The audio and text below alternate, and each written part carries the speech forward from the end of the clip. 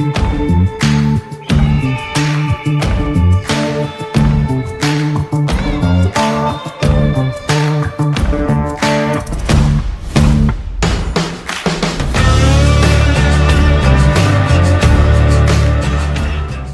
Blake Comfort, and I'd really like to chat through a bunch of the frequently asked questions that we have from investors, either friends that do it on their own, clients, personal relationship friends, you name it. We put together an outline, and I'd like to go into some of my story, into the big picture of why we're doing what we're doing with manufactured home communities and real estate in general.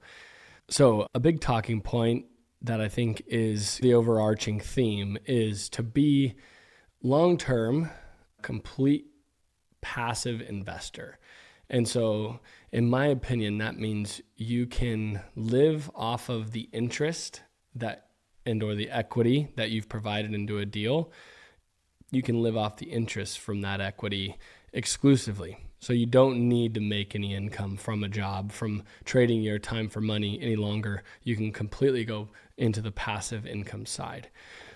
And as I think through this, the story that comes to mind is, and what kicked us off was Rich Dad, Poor Dad, and the ESBI quadrant of understanding that you can earn income and you can involve yourself in self-employed businesses, but unless you embrace the system that goes with that and fully systemize that I'm going to call it self-reliant, self-employed business, you'll never be on the passive side. You can become passive in a business, and in the ESBI quadrant, that would be the B-type business.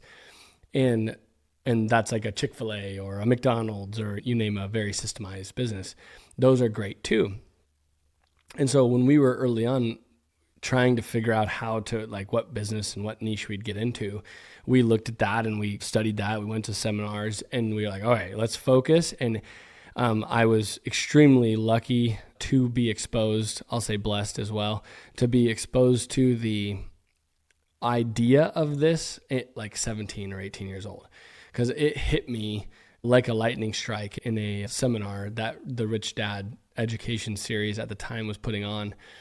And that if we were going to focus, or if I was personally going to focus on the goal of being 100% passive, that it would be best for me to start now as a younger man versus waiting. Because the more that you wait, the less you are likely to build that wealth, and that exponential growth is going to be starting later in life. It runs parallel with the concept of any career, and you putting a set 20% of your income aside every month and putting it in the S&P 500, and the exponential growth of that investment is what ends up making you a long-term wealthy person.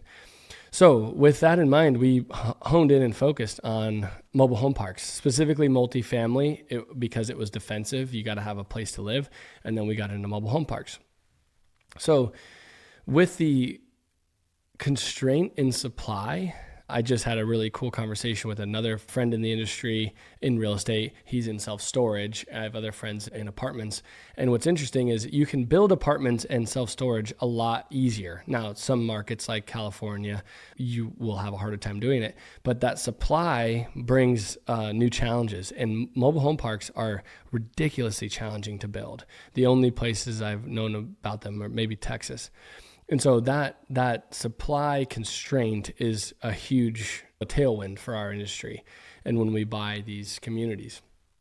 So going into the B-type business and as an investor, we decided to become an investor and focus on multifamily real estate and specifically manufactured home communities. So then we get a lot of questions about, okay, how do we do that? How can I just go do it? And where do you find deals? And yes, the answer is yes. You just have to go do it. And it's a very small niche manufactured home communities. There's a couple of meaningful sized events a year nationally, and you can go do it. But the key is you also, if you go do that, you have to begin with the end in mind of being 100% passive. And so a big overarching long-term theme that I have had personally, this is more of just how I view the world, is that you have to set a target. You have to. There's no question. There's no choice. It's absolutely essential that you set a clear, defined target.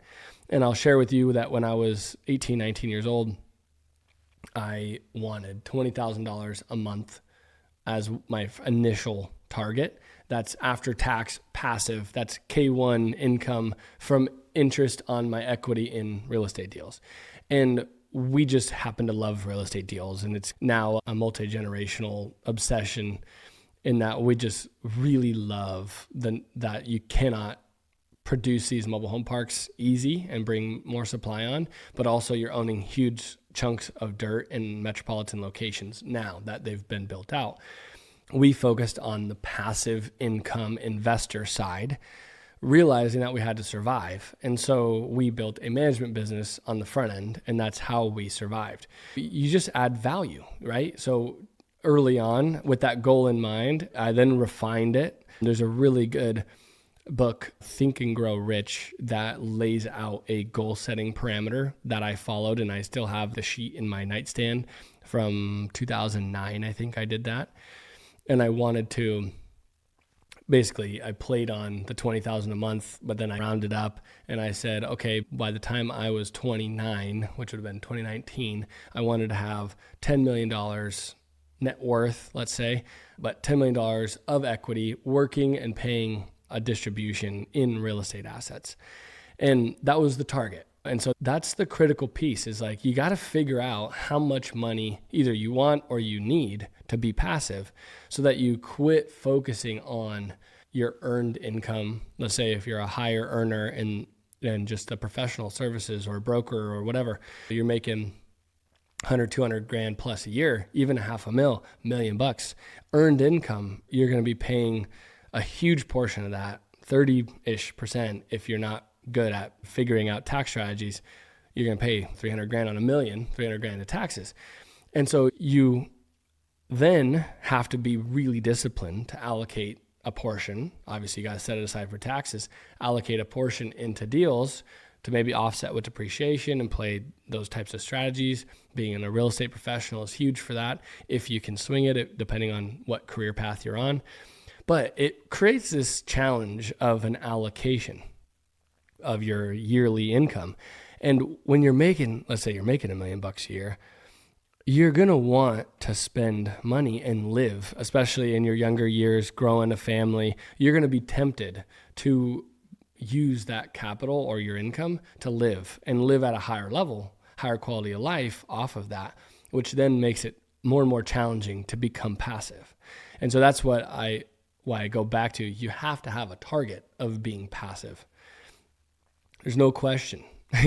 Because at some point, when you're 50, 60, 70 years old, if you didn't plan and or focus on a target of being passive, you will never have achieved that, and you will still continue to need to work.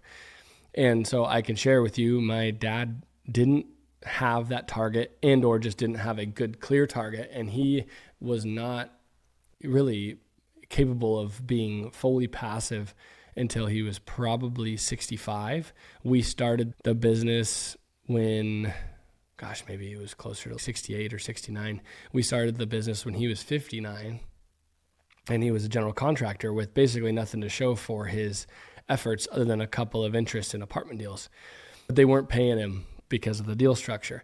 So he had started to shift, but it was later in life. He was, call it 60 years old, before he decided, I better figure this out and set a target. And so his target was $20K a month, $20,000 a month. And so I was like, well, that seems like a good target. I'll use that one. So that was my initial, and we kept going. So I can't say it enough. You have to pick that number, and it might be less. You could probably live on $5,000 to $10,000 a month passive if you were smart about it.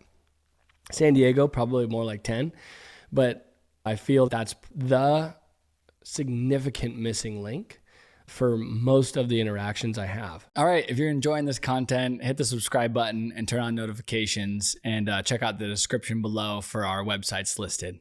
Thanks a lot for joining.